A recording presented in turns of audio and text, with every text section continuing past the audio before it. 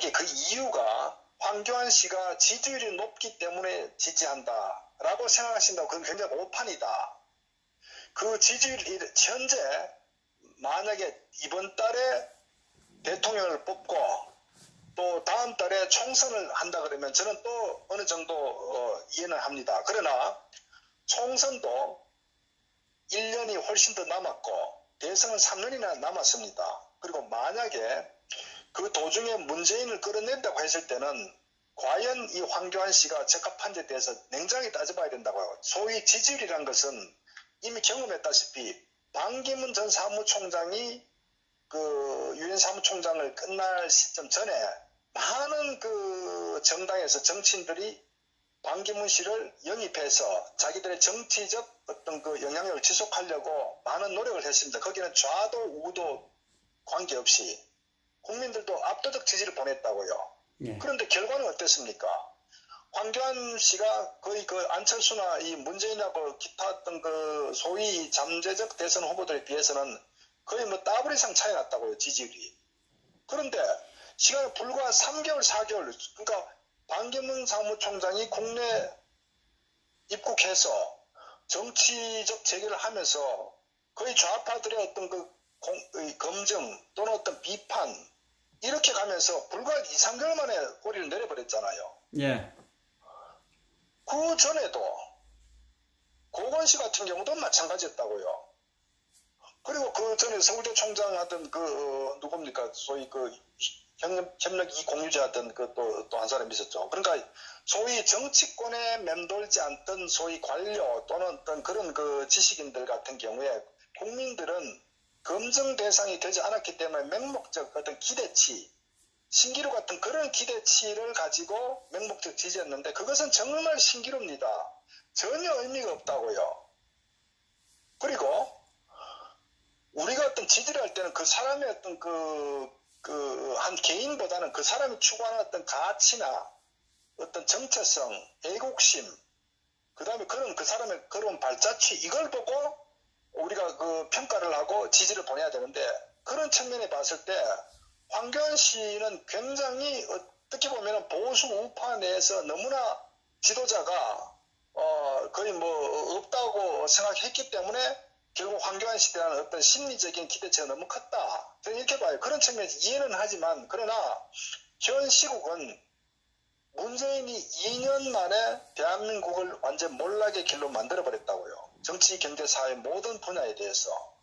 그렇다면 문재인과 3년을 더 하게 되면요. 정말 대한민국은 사라집니다. 극단적으로. 문재인이 임기를 채우면 동시에 대한민국은 사라진다는 것을 알아야 된다고요. 그렇다면 현 시점에서 현 시대가 요구하는 지도자상은 뭐냐? 결국 문재인을 끌어내릴 수 있을 정도의 투쟁력과 결기가 필요한 거예요. 결단력이 필요한 겁니다. 과연 그런 측면에 봤을 때 황교안 씨가 그게 적합하냐 한 것을 저는 많은 국민들이 냉정하게 좀 지켜볼 필요 있다. 그리고 정치인들은 왜 황교안을 지지하느냐? 소위 어떤 메이저 언론들은 왜 황교안에 줄을 서느냐? 그들은 정치적 이권을 얻으려고 사적 목적을 갖고 접근하는 거예요. 왜? 황교안이라는 이 상품이 그나마 자신들이 봤을 때 이용하기 좋고 특히 또 탄핵 주동 세력들 입장에 봤을 때는 황교안 씨가 보인 그런 이 탄핵에 반동조했던 그런 이심전심의 입장을 저는 같이 견지하고 있다. 그렇기 때문에 황교안을 이용해가지고 자기 정치적 목적을 실현하고자 하는 그런 측면에서 정치꾼들이 황교안에 같이 빌붙어가지고 이용하고자 하나. 저는 그런 측면이거든요. 오세훈도 마찬가지입니다. 오세훈 개인의 정치적 영향은 전혀 제로라고요. 저는 일개 어떤 정말 어떤 어느 지역구의 지역위원장보다도 저는 능력이 못한 인물이 오세훈이라고 봅니다. 이미 오세훈이는 여러 번 실패했는 인물이기 때문에 그다음 정체성과 가치자체도 보수파고는 전혀 거리가 먼 좌파 기회주의적 행태를 보이는 인물이 오세훈이기 때문에 그러면 왜 오세훈이를 얼굴마담 내세우느냐. 바로 김문성 같은 탄핵 주동 세력들 소위 자신들의 권력을 지속하기 위해서 마땅한 인물을 앞에 내세워가지고 정치적 어떤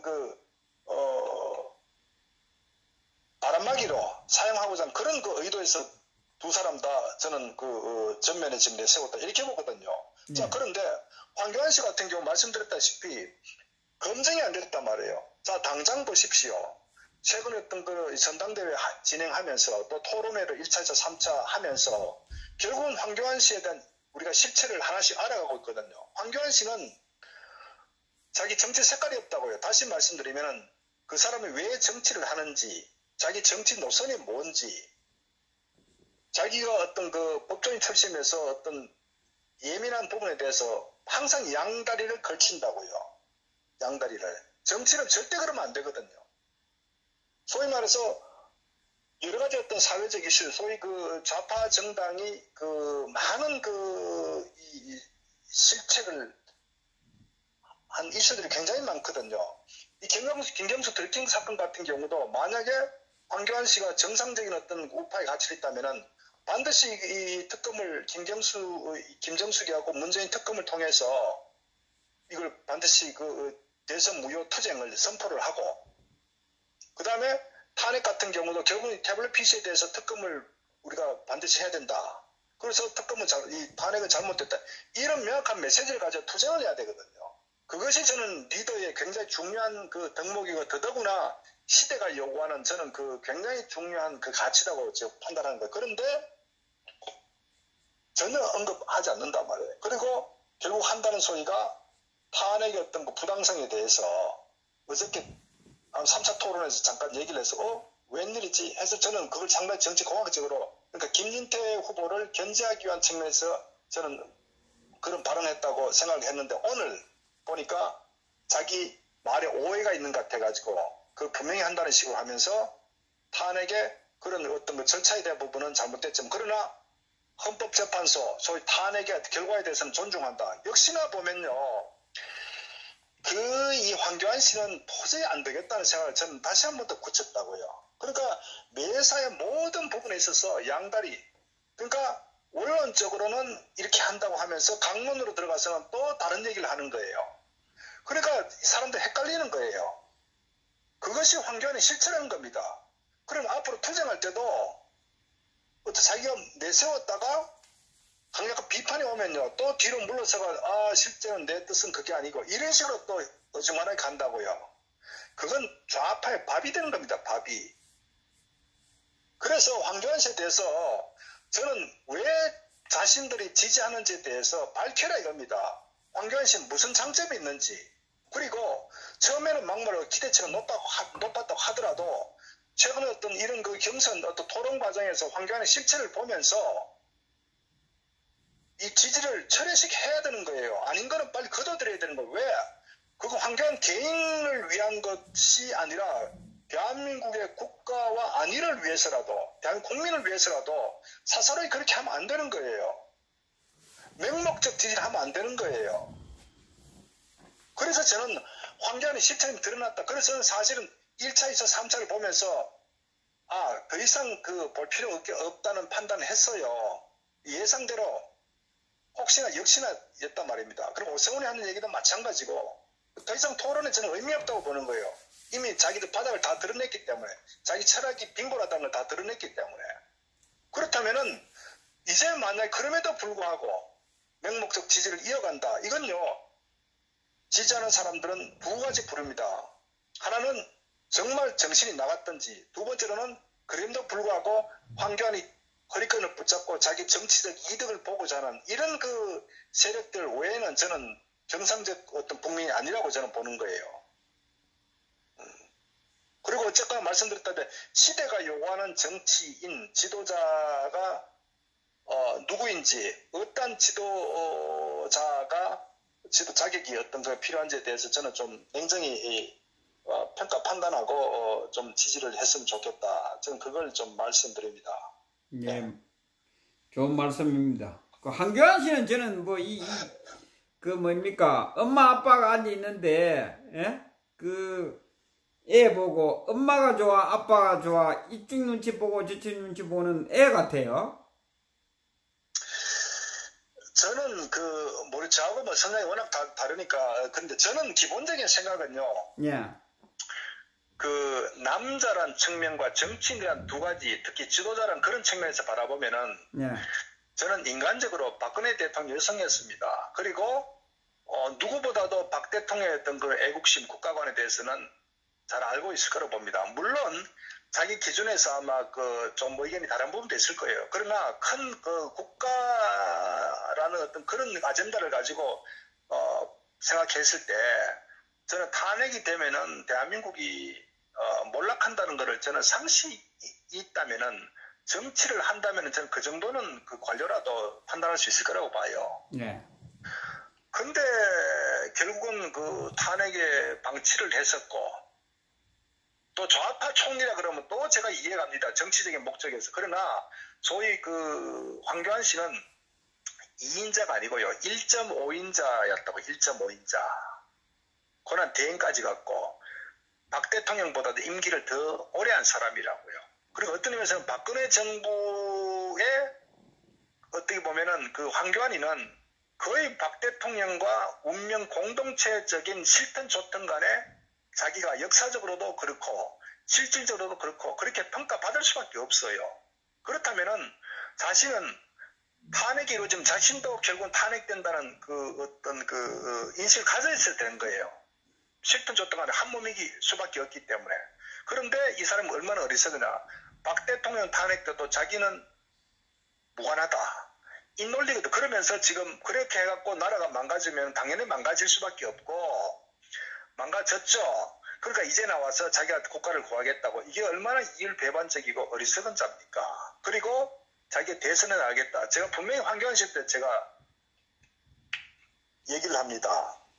황교안 씨는 탄핵에 대해서 바로 잡지 못하면은 황교안 씨는 절대적으로 좌파의 먹잇감 됩니다. 좌파는요, 지금 이 날카로운 발톱을 숨기면서 황교안에 딱 당대표나 어떤 대선 후보에 나오죠. 그러면요, 무차별적으로 탄핵 프레임을 걸고 나옵니다. 그리고 국정농단 세력에 황교안이다 책임을 엄청나게 부각시켜버린다고요. 제가 드렸던 말씀, 황교안이 법무장관 했었고, 이 박근혜 정부의 실세였고, 총리를, 가장 장기 총리를 했었고, 고난대까지 한, 어떻게 보면은 박근혜 대통령과 황교안이는 한 몸이다.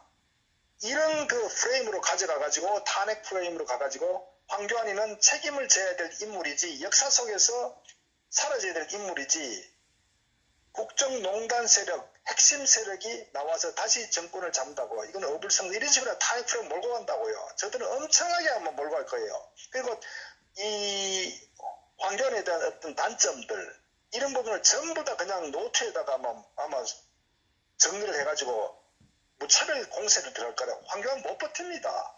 우선 명분에서 못 버텨요. 그래서 제가 황교안 씨 어리석다는 게 보면은 황교안 참모들 같은 경우도요. 이 탄핵 주동자들 싹 빼야 돼. 갈아치워야 돼요.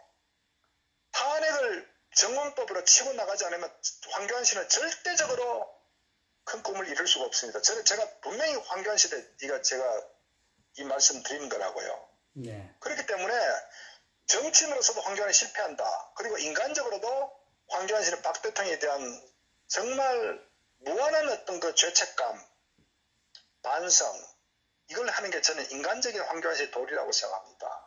황교안 씨는 그 두 가지를 제가 꼭 좀 명심했으면 좋겠다. 저는 뭐가 되기 위한 것보다도 자신의 어떤 그 발자취, 자기 양심에 저는 그 거슬리는 그런 그 행위는 하지 말았으면 좋겠다. 설사 그 사람이 대통령이 된다 하더라도 나중에 저는 두고두고 자기 양심을 속일 수가 없다는 거죠. 저는 그래서 황교안 씨는 인간으로서 올바른 어떤 그 선택을 했으면 좋겠다. 그리고 더더구나 그 주변에 이 탄핵 주동 세력들을 하고는 멀리해라. 가까이 하면 자기도 파멸의 길로 간다는 것을 꼭 명심했으면 좋겠다. 그걸 말씀드립니다. 맞습니다. 뭐 100% 동감합니다. 그런데 총리 정도 했으면 우리 박근혜 대통령이 참 황교안 씨를 총리를 임명했다는 게 참 그죠? 뭐 어쨌거나 그것은 또 우리가 뭐 그 참이 사람 마음을 어떻게 알겠습니까? 그 박근혜 대통령님을 이야기하는 게 아니라 이 황교안 그 양반을 보면 참 그걸 왜 모를까, 그죠? 반기문 씨와 같은 전철을 곧 밟을 것 같은. 저는 이번에 우파 정당 내에서 이런 이벤트를 어떻게 될지 모르겠지만 제가 분명히 말씀드렸는데 좌파들은 못 버팁니다, 황교안 씨. 그러니까요. 맞습니다. 나중에 대선 들어가면 프레임 싸움이 벌어진다, 프레임 싸움. 프레임 싸움에 딱 황교안이 갇혀져 있다고요. 빼도 박도 못합니다, 황교안 씨는. 그러니까 제가 황교안 씨가 어리석다는 거예요. 그러니까 주변에 이 사람이 정말 리더십에 통찰력이 있다면요, 절대 저렇게 하잖아요. 그러니까 어떻게 해서 김진태 의원이 굉장히 현명한 사람이에요. 왜? 초지일관 자기 노선을 명확하게 하거든. 그러면 최소 상대가 공격했을 때 받아칠 수 있는 명분이 생기는 거예요. 그래서 정치인은 자기 노선과 철학을 한 길로 가는 게 굉장히 중요한 겁니다. 정치를 하는데 오락가락 하면요, 결국 오세훈이처럼 말이 많아져요. 궁핍해지고 옹졸해지고. 그래서 보는 자신은 화려한 미사여구를 통해서 합리화시키지만 보는 중학생, 고등학생조차도 오세훈이는 아주 구질구질한 사람으로 아주 얄팍한 그런 인물로 비친다고요. 그래서 제가 정치를 하는 사람들은 일단 자기 노선을 정하면은 끝까지 가야 돼요. 그래서 신중하고 그래서 정치는 자기 철학, 정체성, 가치를 명확하게 가진 사람이 정치를 해야 되는 거예요. 그게 만약에 좌 같으면 좌 끝까지 가야 되는 거예요. 우호 같으면 우로 끝까지 가고. 그게 저는 정치인이 가야 될 길이고 가장 중요한 덕목이다. 정치하려고 하는 사람은 그렇게 해야 되는 거예요. 그리고 어떠한 외압에도 구려면 안 돼요. 그래서 제가 김진교 젊은 친구한테 하고 싶은 얘기는 정말 무수의 뿔처럼 뚜벅뚜벅 꿋꿋이 가거라. 자기 생각이 틀린 게 아니니까. 표현은 정제될 수 있어요. 그러나 젊은 친구이기 때문에 저는 그거는 어느 정도 헤아릴 필요 있다. 이렇게 판단하는 겁니다. 예. 지금 좌파 정권에 비하면 그 정도야 그죠? 약가죠 안 그렇습니까? 우파 정치인들은요 모두가 김준교 같은 맞습니다. 지금 해야 됩니다. 제가 지금 시대가 요구하는 그런 정치인들의 어떤 메시지는 모두가 김준교를 닮아라. 제가 그걸 마지막으로 좀 들고 싶습니다. 우리 네. 딱 대한애국당하고 딱 정체성이 맞는 것 같아. 예? 네. 오면은 네네. 전에 거부감 없이 잘 적응을 할 것 같아요. 그죠? 네. 그 정도 할까요, 선생님? 예, 수고하셨습니다. 네, 감사합니다. 네.